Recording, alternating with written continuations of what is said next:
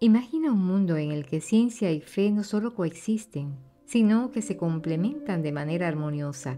Un mundo en el que un erudito no ve la naturaleza como algo separado de lo divino, sino como una revelación del Creador, una obra maestra esperando ser comprendida. Esta es la historia de San Alberto Magno, un hombre de mente brillante y corazón devoto, cuya vida y obra dejaron una huella indeleble en la filosofía, la ciencia y la teología. San Alberto Magno, conocido como el Doctor Universal, fue un pionero que navegó por los mares desconocidos del conocimiento, construyendo puentes entre la razón y la fe. Su legado es un recordatorio de que la búsqueda de la verdad, en cualquiera de sus formas, es un viaje sagrado. Alberto de Colonia, más tarde conocido como San Alberto Magno, nació alrededor del año 1200 en Lauyen, Alemania. Desde una edad temprana, Alberto mostró un deseo insaciable de comprender el mundo que le rodeaba. Hijo de una familia noble, tuvo la oportunidad de recibir una educación de calidad, algo que encendería una chispa en su alma, impulsándolo a buscar una comprensión más profunda de la creación de Dios. Pero sus primeros años no fueron precisamente fáciles. A pesar de tener acceso al conocimiento, vivía en una Europa medieval donde la fe y la razón a menudo se percibían como opuestas y donde las fronteras del conocimiento estaban aún por definirse. La educación de Alberto comenzó en la Universidad de Padua, un centro de aprendizaje que lo expuso a las obras de Aristóteles y al pensamiento filosófico clásico.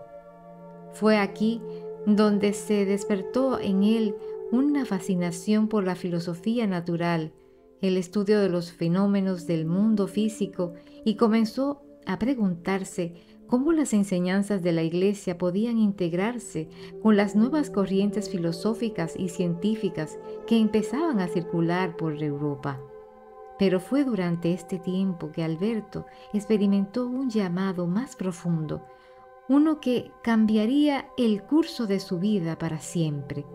Inspirado por la vida de los santos y por la devoción al estudio sagrado, decidió unirse a la Orden de los Dominicos, una elección que para algunos en su entorno parecía una contradicción. ¿Cómo podía alguien tan interesado en la ciencia dedicarse a una vida de fe y oración? La decisión de Alberto de unirse a los dominicos fue más que un simple cambio de vocación. Marcó el inicio de un viaje de fe y razón en el que se convertiría en uno de los eruditos más influyentes de la historia de la Iglesia. Con sus hábitos dominicos y su pasión por el conocimiento, comenzó a viajar para Europa, enseñando y aprendiendo en monasterios y universidades. Era un hombre que podía citar a Aristóteles con la misma facilidad con la que predicaba sobre el Evangelio, y su mente brillante lo llevó a ser reconocido rápidamente por su capacidad de reconciliar el pensamiento científico con la teología. En este tiempo, Europa era un lugar donde la ciencia estaba empezando a florecer, pero aún se veía con escepticismo dentro de los círculos religiosos. Muchos consideraban las enseñanzas filosóficas de Aristóteles como peligrosas o contrarias a la fe cristiana, pero Alberto no veía tal oposición. En lugar de ello, consideraba que comprender el mundo natural era una forma de acercarse más a Dios. Como él mismo afirmaría más tarde, la fe y la razón son las dos alas con las que el espíritu humano se eleva hacia la contemplación de la verdad. A medida que su reputación crecía, Alberto fue llamado a París, la capital intelectual del mundo medieval, donde comenzó a enseñar en la célebre Universidad de París. Allí se encontró con estudiantes de todo el mundo, jóvenes brillantes que venían en busca de sabiduría. Entre ellos se encontraba uno que se destacaría por encima de los demás, Tomás de Aquino. San Alberto Magno no solo fue el maestro de Tomás, sino que se convirtió en su mentor y defensor, reconociendo el talento y la profundidad de pensamiento de su joven discípulo. Alberto y Tomás de Aquino formaron un dúo intelectual formidable y juntos emprendieron la ardua tarea de integrar la filosofía aristotélica con la teología cristiana. Esta era una empresa ambiciosa y arriesgada. En ese tiempo, las obras de Aristóteles recién comenzaban a ser traducidas al latín y muchos teólogos la consideraban peligrosas, pues parecían contradecir las enseñanzas de la Iglesia. Pero Alberto tenía una visión diferente.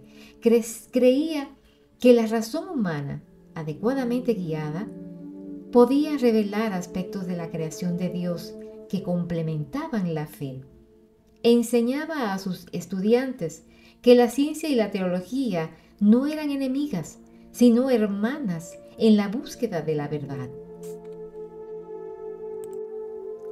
Fue en París donde Alberto escribió algunos de sus tratados más importantes, abarcando una asombrosa variedad de temas. No había campo del saber que escapara de su curiosidad. Escribió sobre teología, filosofía, botánica, mineralogía, alquimia, zoología y astronomía. Estaba convencido de que el estudio del mundo natural era una forma de glorificar a Dios, y sus investigaciones científicas eran un testimonio de esta creencia. Por ejemplo, sus estudios de botánica fueron tan detallados que, siglos después, algunos de sus descubrimientos seguirían siendo relevantes. Sus escritos no solo recopilaban conocimiento antiguo, sino que también presentaban observaciones y experimentos propios, algo poco común en su tiempo. Pero su misión no fue fácil. Durante esos años, Alberto enfrentó críticas tanto de quienes se oponían a sus métodos científicos como de aquellos que temían que sus enseñanzas filosóficas desviarían a los estudiantes de la fe. Sin embargo, su confianza en la armonía entre la razón y la fe era inquebrantable.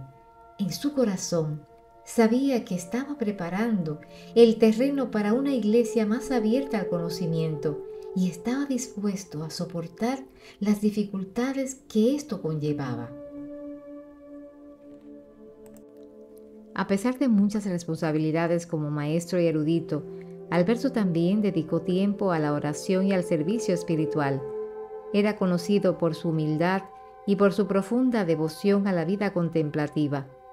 Un recordatorio constante de que para él todo conocimiento era un reflejo de la sabiduría divina. La combinación de su fe profunda y su mente inquisitiva lo convirtió en un hombre único, un puente entre la ciencia y la religión.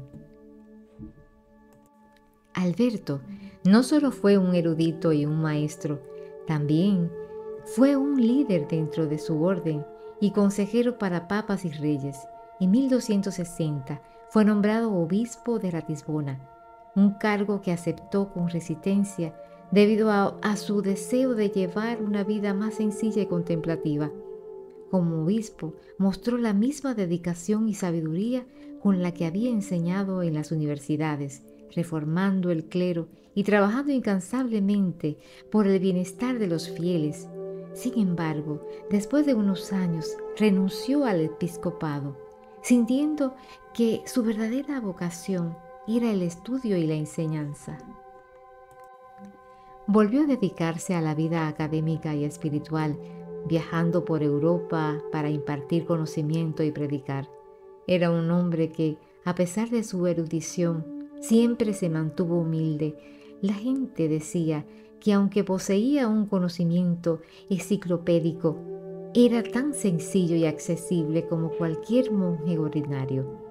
y aunque a veces se le llamaba el Doctor Universal debido a la amplitud de sus conocimientos, Alberto nunca buscó reconocimiento para sí mismo, sino que deseaba que sus estudios sirvieran para glorificar a Dios.